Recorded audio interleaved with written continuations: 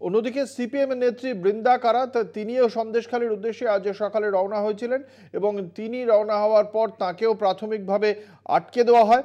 শেষ পর্যন্ত বৃন্দা কারাতের সঙ্গে বচসা হয় পুলিশ কর্মীদের, তারপর পুলিশ আধিকারিকরা শেষ পর্যন্ত রাজ্য পুলিশের পক্ষ থেকে বৃন্দা কারাতকে সন্দেশখালীতে যাওয়ার অনুমোদন দেওয়া হয় এবং শেষ পর্যন্ত বৃন্দা কারাত তিনি সন্দেশখালীতে গিয়েছেন। যে সন্দেশখালীর প্রাথমিকভাবে আজকে নতুন করে 12টি জায়গায়, এর আগে 19টি জায়গায় এই 144 ধারা জারি ছিল। রাজ্য পুলিশের ডিজি রাজীব কুমার আগেই জানিয়েছিলেন যে পরিস্থিতির উন্নতি ঘটেছে, সেক্ষেত্রে কিছু জায়গায় প্রত্যাহার করা হতে পারে 144 ধারা এবং সেই মতো 12টি জায়গায় 144 ধারা আজকে জারি হয়েছে। আজকে বৃন্দা কারাত তিনি কতটা বাধার সম্মুখীন হয়েছিলেন বিশদে জানবো। আমাদের সঙ্গে রয়েছেন আমাদের প্রতিনিধি সঞ্জিত চক্রবর্তী।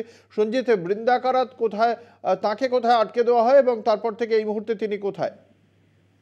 দেখো, আজকে ঠিক সকাল 11টা নাগাদ বৃন্দা কারাত কেন্দ্রীয় বা সিপিএম এর কমিটির পলিটব্যুরো সদস্য বৃন্দা কারাত সহ একাধিক নেতৃত্বে যখন ধামাখালীতে আসে, তুমি জানো নতুন করে আজকে সন্দেশখালী 12টা জায়গায় কিন্তু 144 ধারা জারি করা হয়েছে। সেই সময় তাদেরকে পুরো বিষয়টা জানানো হয়, কিন্তু তারা বলেন যে প্রেসিডেন্টের যে হাইকোর্টের নির্দেশ দিয়েছে যে যেখানে যে বেশ কয়েকটি জায়গা সেখানে 144 ধারা নেই, তারা যাবেন।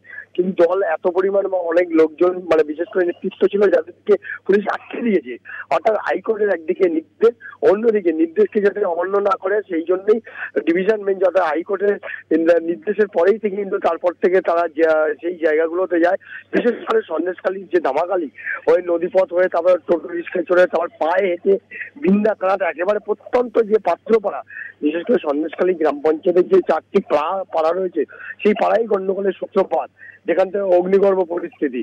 সেই পাড়ায় গিয়ে গ্রামবাসীদের কথা বলেন এবং পরিবারের অন্য সদস্য বিশেষ করে গ্রামের মহিলাদের কথা বলে, তাদের বয়ান রেকর্ড করে অর্থাৎ লিপিবদ্ধ করেন।